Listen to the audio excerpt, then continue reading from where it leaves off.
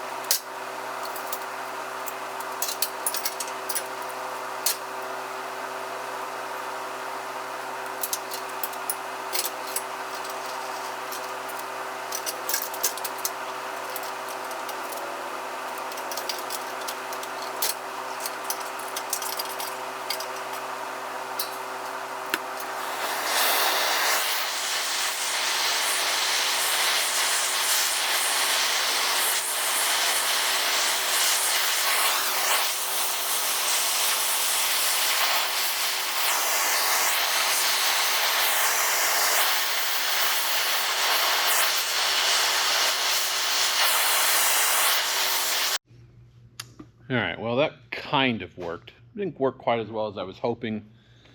Some things I knew was going to happen. Some things I'm a little surprised happened a little worse than I thought. But anyway, so here's the bend. I'm not super worried about this. If I thought I could get it better, I guess what I'm more not happy about is how much this was reduced in width. So it's not a consistent radius anymore, which I want it to be just so it looks better. This was a result of not starting my heat far enough back to start the bend, and that had to do with the way I had it kind of fixtured on the table. It was real rough. Anyway, I think the better option here to make this look as good as I can is going to be to use another piece of angle and cut one side off, bend it, and then cut another piece of some material out of some eighth and weld it in there, and then metal finish it so it looks nice. And I think it'll come out okay. At least it'll look better than that. And so that's what we're going to go do. So we're going to go grab another piece of angle, figure out, I think this gives me an idea on how much I need to cut out so I can get the radius the way I want. And then we'll find some eighth inch material so that we can go ahead and weld it in there. Anyway, we'll be right back.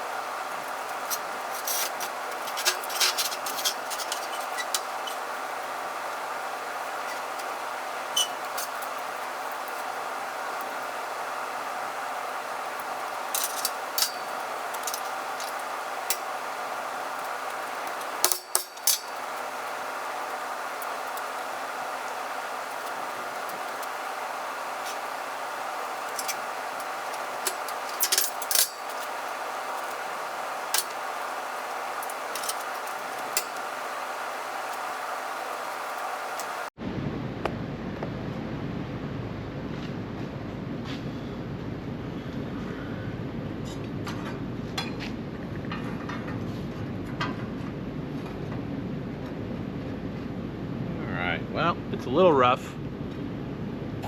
It's a little rough.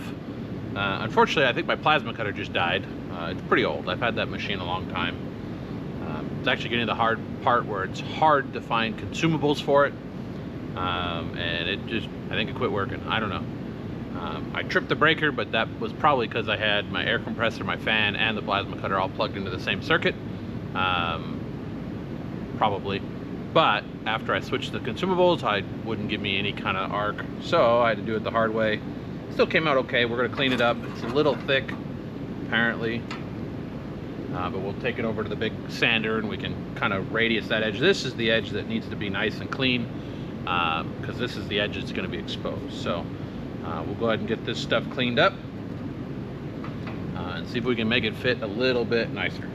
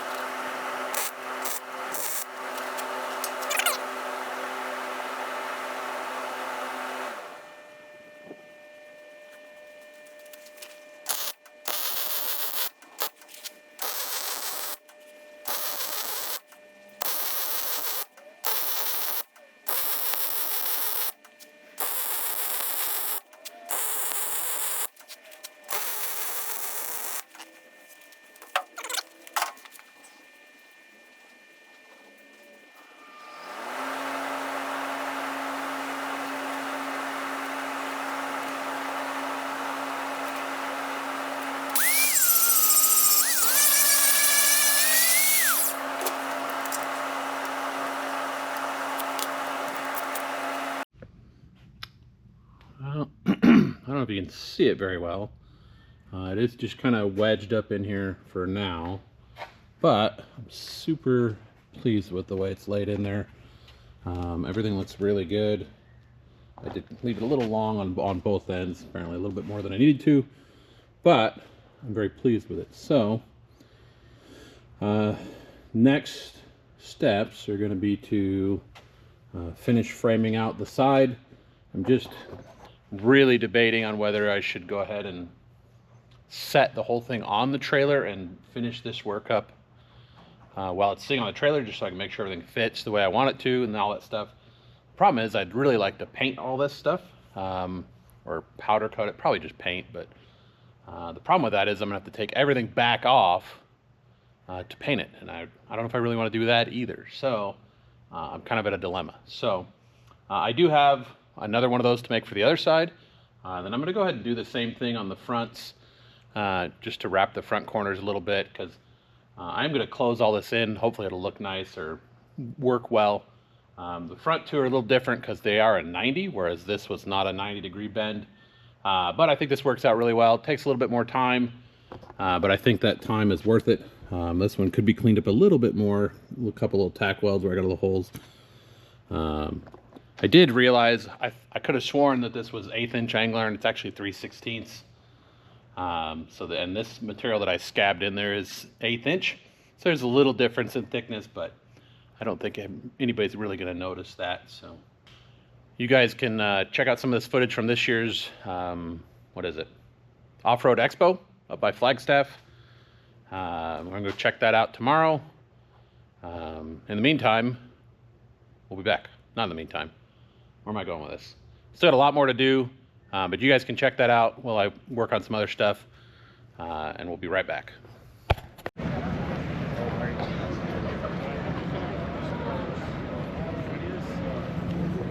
Overland Expo 2024, right? That's what year it is. Thank you. I think this is one of those OG ones, though. Yeah. Yeah. Like the real camper. The Bronco camper version. That's a Blazer. There's one for sale and bring a trailer and like.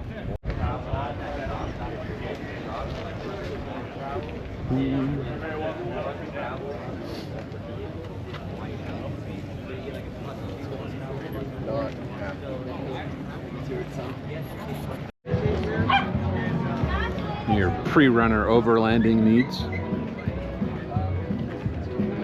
It's pretty sweet.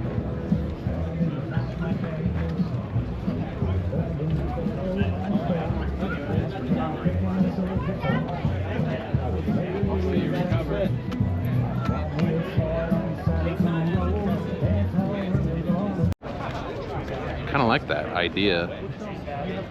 Be cool on the crawler hauler build. Yes. This Toyota's all back halved.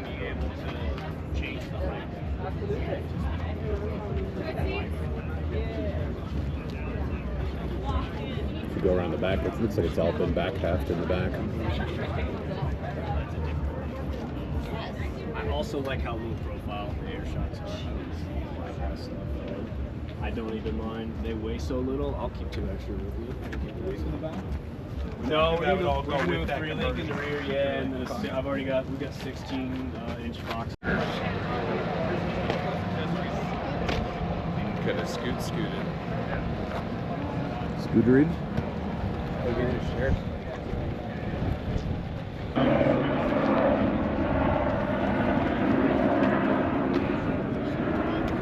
Super cool Jeep FCs. Ooh, a crew cab. Your power welder.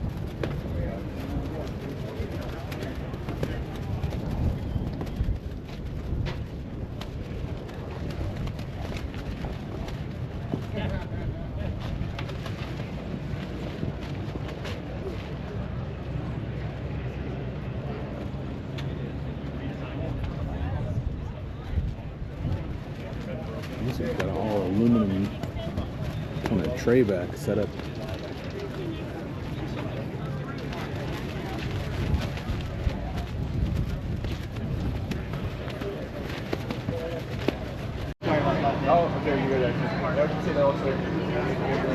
Big this sucker is. Super cool. Oh, look, it's got a whole rack system in the back.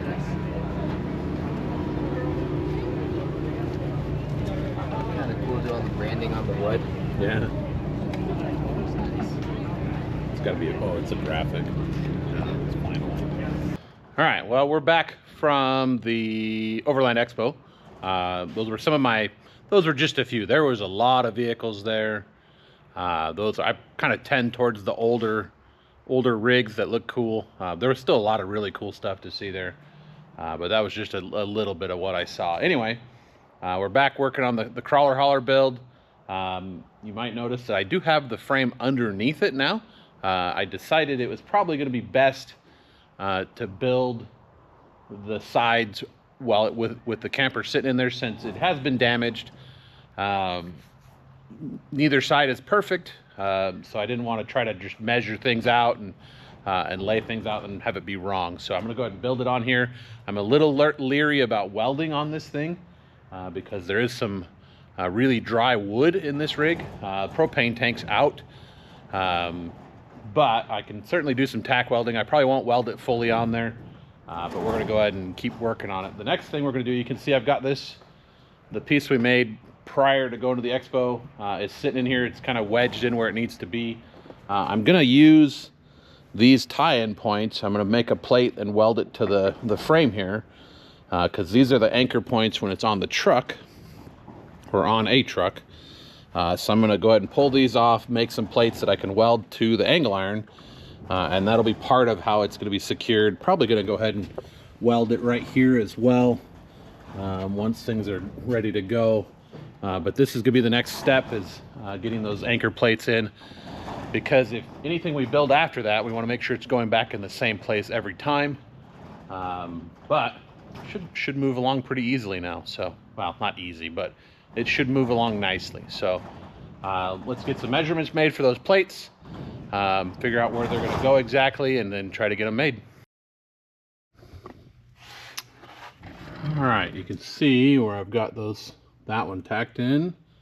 I've got the other one tacked in on that side, and I went ahead and put a couple tacks down here. Obviously, I was a little concerned about welding on this thing. It's got a lot of dry wood underneath it, some exposed stuff. You can see where some pretty shoddy repairs have been made under here, but I think we did okay. One of the things I do a lot of times is I'll take a piece of something else. This is just some thin sheet metal. This is actually part of the wall of the shop, some leftover pieces that I could slide in between, get it up in there as kind of a barrier between the hot metal and the wood, or whatever else is in there, fiberglass, who knows. And it worked pretty good. I still had a fire extinguisher around, and I had a bottle of water close by so that if there was any little fires, I could put them out, hopefully very quickly. Still a little bit of a concern though. Anyway, got that done. The next thing I think I'm going to tackle is I'm going to do the same kind of rolled angle iron on the end. And really it's just more to kind of close up that end. That's where there's quite a bit of damage. There's actually a piece of old bed frame somebody put up inside of there. To get it out, I'd have to take apart the whole corner of the camper. So I'm not really going to mess with that. I'm just going to kind of cover it up the way they did. But hopefully it'll clean that up a little bit, give me some places to tie some more things to for strength. And then we'll start working on how the outside is going to lay out, how the doors are going to work and all that kind of stuff. But so far I'm pretty happy with the way things are coming along. So enough chatting about it, enough talking. Let's get to making that other piece. All right, well, we're back out in the shop. It's been a few days. I did a little bit of work, well, quite a bit of work off camera. Just because it was the same stuff I'd been doing. I went ahead and last time we left, I was going to go ahead and make this piece here, which I did, and it is in. It's not perfect, but neither is this little camper. I also went ahead and did this one and this whole side as well. Again, not perfect, but I had to kind of work with some roughness in this little camper to make things work. So now I'm going to get to work kind of framing this in. It's not going to be super technical. I'm thinking like 3 or 4 tubes to get this kind of framed out where I want it, and then I'm going to figure out what I'm going to do for doors. But that might have to wait till the next episode, or maybe a few down the road, because I got some work to do on the old sad little Bronco sitting over there too, and a couple other projects I need some attention. Anyway, we're gonna get to, I got all this stuff kind of rigged up as ways to lay things out, kind of a fixture or a jig setup so that I don't have to try to guess on things. I've got some 1.5 by 1 rectangle tube that's gonna make up the bulk of this. I'm pretty sure I'm gonna make this piece here out of some more 2-inch square tube, just so it kind of matches everything out here. Yeah, and we'll move on from there. So let's get to building something.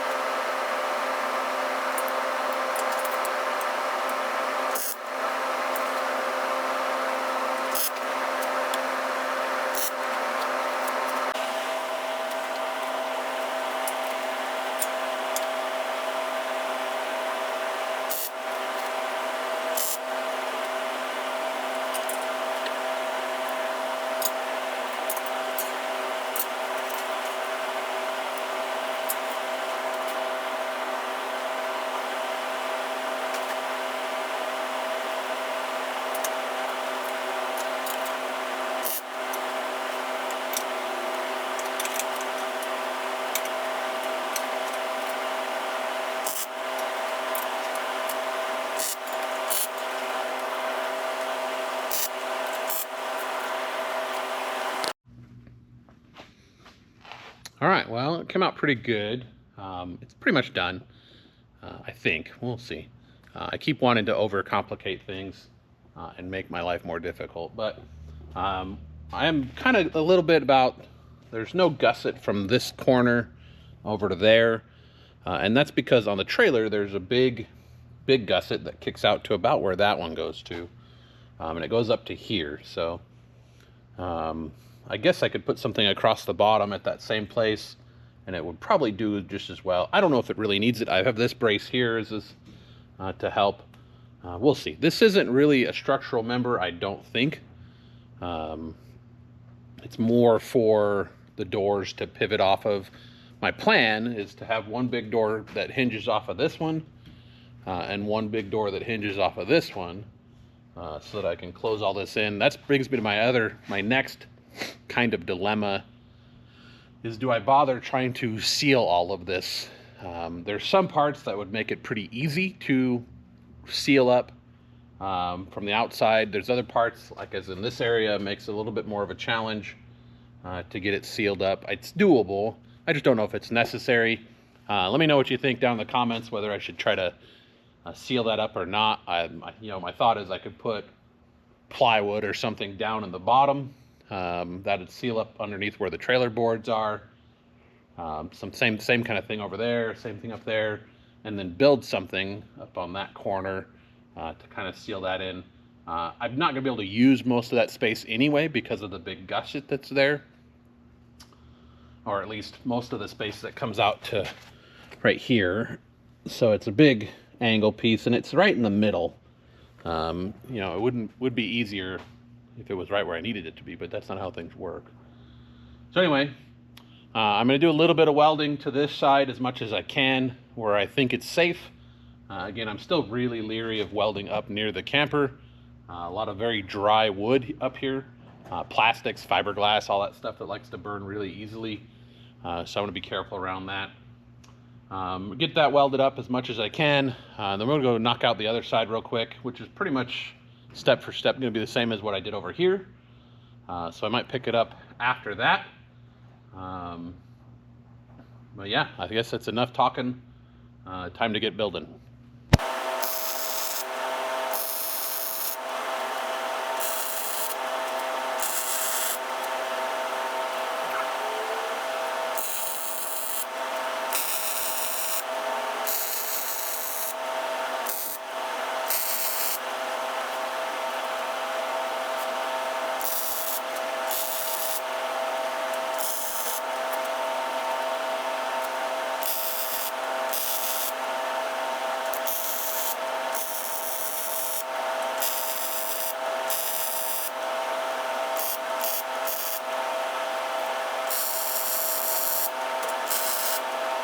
All right, the other side is done. Driver's side's pretty much done, or at least done-ish enough to, and my next, now I gotta do my next step. Done enough to do my next step, something like that. Be a little bit of a challenge. I gotta figure out how I'm gonna lift the camper back up so I can get the frame down so I can finish welding it, particularly in spots like this where I'm really close to all this exposed old dry wood. Eventually I'm gonna cover this up. I'm thinking about doing some aluminum right there. Just kind of an accent piece, but really to cover that up.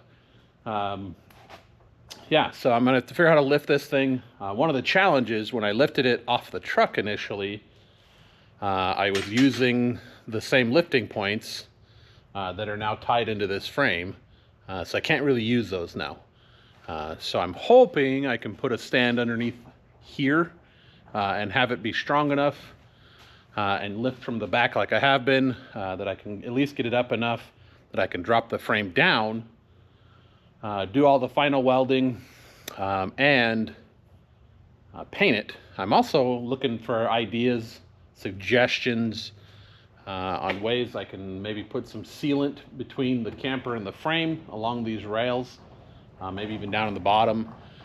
Particularly on here, just to kind of seal up the bottom edge of all this stuff, because in some places this wood is exposed underneath, whether it's, you know, wrapping it with flex tape or something like that. I don't know. If you got any suggestions, leave them in your comments down below, and we'll take a look at those. Anyway, I think that's going to do it for this video. Thank you guys so much for tuning into this episode of Fabrication 101. Hopefully next video we'll be either working on this some more, or maybe working on the Bronco, or who knows what else might come up. But anyway, we'll catch you guys on the next episode of Fabrication 101.